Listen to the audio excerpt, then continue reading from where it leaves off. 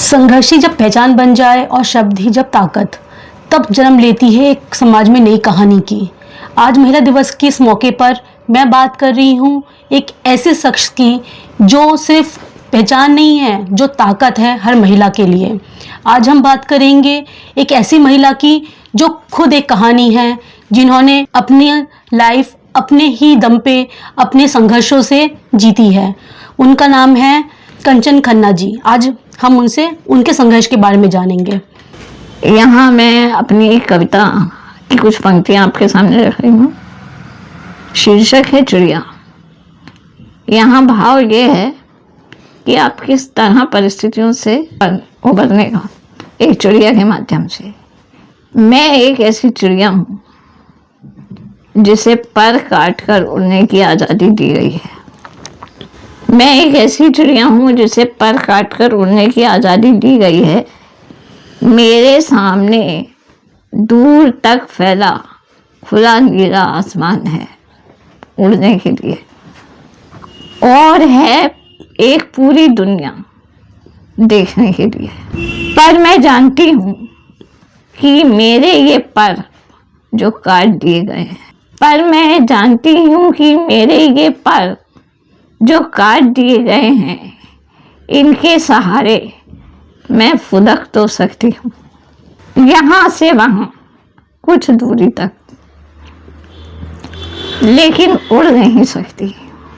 तो क्या मेरे हौसले कम हो जाएंगे?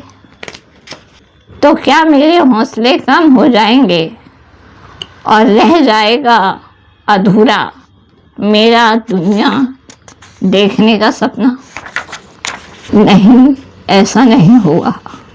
नहीं, ऐसा नहीं होगा, क्योंकि मैंने तय किया है, क्योंकि मैंने तय किया है अपने इन्हीं कटे परों के सहारे फुदक फुदक कर तय करूँगी दूरी।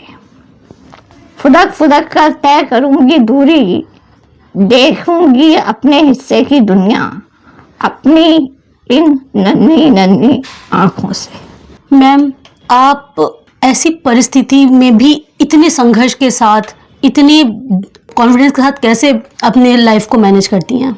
इसके लिए अगर मैं श्रेय देना चाहूँ तो सबसे पहला श्रेय मेरे फैमिली बैकग्राउंड को जाता है, क्योंकि ये चीज़ जब मुझे बचपन में रियलाइज़ होनी शुरू हुई 6-7 साल की उम्र से कि इसी परिस्थितियों में अब आगे का सफ़र तय करना है ज़िंदगी का, तो सबसे ज़्यादा मोटिवेट करने वाले उस समय मुझे मेरे पापा और दादी थे। उन्होंने हमेशा यही समझाया कि किसी चीज़ से हार नहीं माननी है, और सिचुएशन कैसी भी हो उसे फेस करके चलो। लोग क्या कहते हैं इस पर ध्यान न देकर आपको क्या करना है इस पर ध्यान देना है। तो यही चीज़ मुझे भी धीरे धीरे मैं सोचती गई, समझती चली गई, और मुझे लगा यही सच है कि बाहर की आवाज़ों पर ध्यान न देकर अंदर क्या है उससे हमें जीतना है।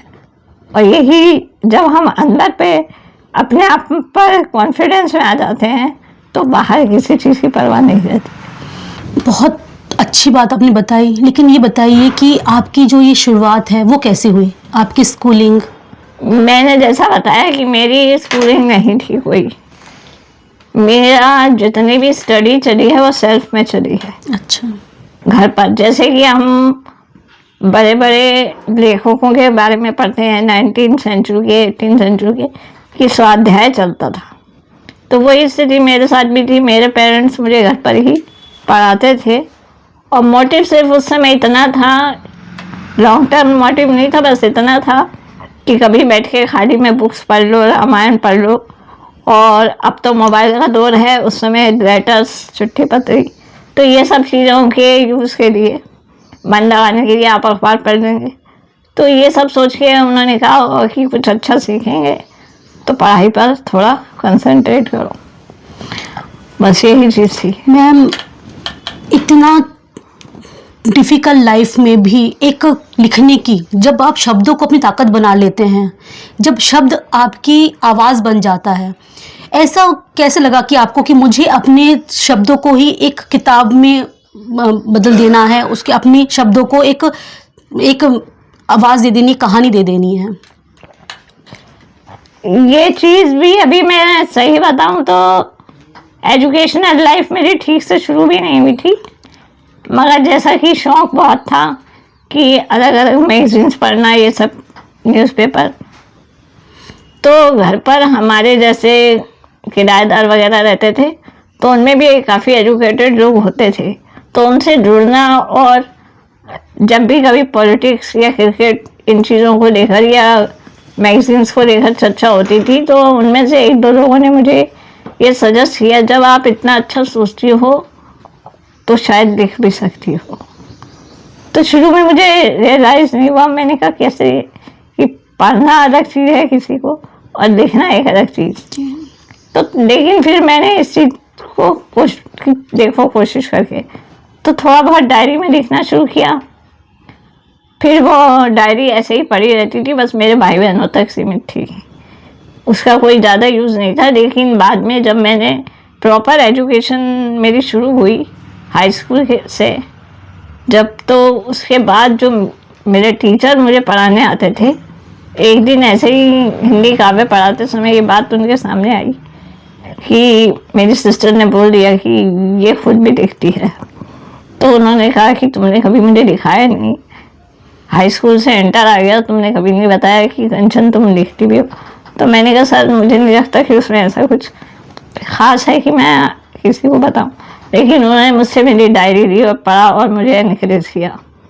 तो उसके बाद ही धीरे धीरे फिर मैं सोसाइटी में उसको लेकर वो आए कि नहीं तुम्हें पढ़ना चाहिए, बताना चाहिए, और ये एक अच्छी हॉबी है।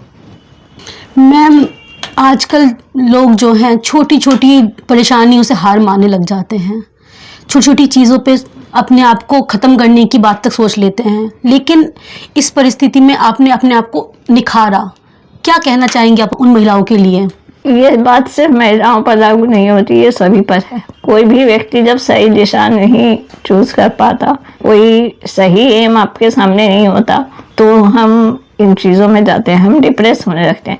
इवन अभी भी ऐसा नहीं है कि मेरी लाइफ में मैं कभी डिप्रेस फील नहीं करती, बहुत सारे ऐसे मौके अभी भी आते हैं जब आप डिप्रेस फील करते हैं।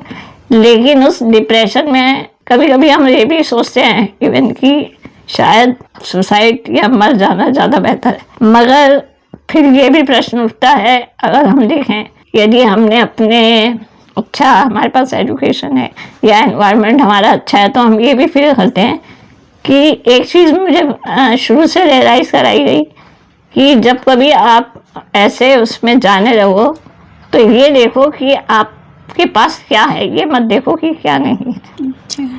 क्योंकि यदि हम इन चीज़ों पर कंसंट्रेट करते हैं कि हमारे पास क्या नहीं है, तो हम और नेगेटिव फील करेंगे और ज़्यादा डिप्रेस होंगे।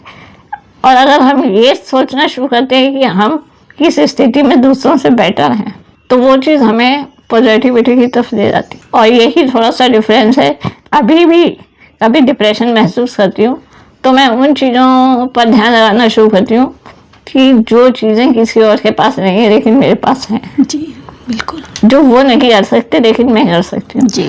तो जब आप इस तरीके से सोचना शुरू करते हैं तो ज़रूरी नहीं कि आपके पास बहुत सारा पैसा हो, पावर हो या अपॉर्चुनिटीज़ हो, तभी आप पर जो है उसमें से आप कैसे अपॉर्चुनिटीज़ सर्च करते हैं वही आपकी पॉजिटिविटी है। मैम किस विषय में लिखना पसंद करती हैं आप? मेरा कोई पर्टिकुलर विषय नहीं है, बस अगर मुझे नेचर इस समय अच्छी लगी और नेचर पे कोई थॉट आया तो नेचर, अगर पॉलिटिकली कोई इवेंट मुझे वो कर रही है तो उस पर, तब कोई ऐसा सीमा। कितनी बुक्स लिखी है मैम आपने? अभी तक मेरे 4 काव्य संग्रह आए हैं जी। और एजुकेशन की फील्ड में भी मेरी लगभग 4-5 बुक्स हैं जो यूपी बोर्ड में ग्रामर की पढ़ाई जाती हैं 6th, 7th और 8th के लिए। मैम क्या कहना चाहेंगी आप इस महिला दिवस पर हर महिलाओं के लिए? आपका क्या संदेश रहेगा? संदेश यही है कि परिस्थितियाँ हमेशा हमारे अनुकूल नहीं होती। सच तो यह है कि अगर लाइफ में हम माने तो 100 में से 70% परिस्थितियाँ ऐसी होती हैं जिन्हें हमें अनुकूल बनाना पड़ता है। 30% चीज़ें ऐसी होती हैं जो आपके साथ हों, या 40%। बहुत सारी ऐसी चीज़ें होती हैं जो आपके साथ नहीं होती, मगर उनको साथ लेते हुए आप कैसे सफ़र करते हैं आगे का तय, यही आपको सोचना है। और यहीं से आप कुछ अपने लिए और दूसरों के लिए, मतलब दूसरों के लिए तो मेरे विचार से क्या ही करना, आप अपने बारे में सोच रहे हैं बेहतर, वही बेहतर है, क्योंकि अगर आप खुद बेहतर हो जाते हैं तो आसपास सब बेहतर होने लगता है। दूसरों को बेहतर करने के लिए पहले खुद को बेहतर होना पड़ेगा। बिल्कुल होना पड़ेगा। इतनी सुंदर बात मैम ने बताई, एक संघर्ष की कहानी है ये, जो आज हमने कंचन खन्ना मैम से सीखी। हार मानना किसी भी परिस्थिति का हल नहीं है, हमें उससे लड़ना पड़ता है जीने के लिए, क्योंकि परिस्थिति, जैसे मैम ने कहा, परिस्थिति हमेशा अनुकूल नहीं रहती, उनसे अनुकूल बनाना पड़ता है। ऐसी बात जानने के लिए बने रहिए भारत फर्स्ट टीवी के साथ। मैं श्रद्धा सिंह के साथ सुष्मिता रॉय।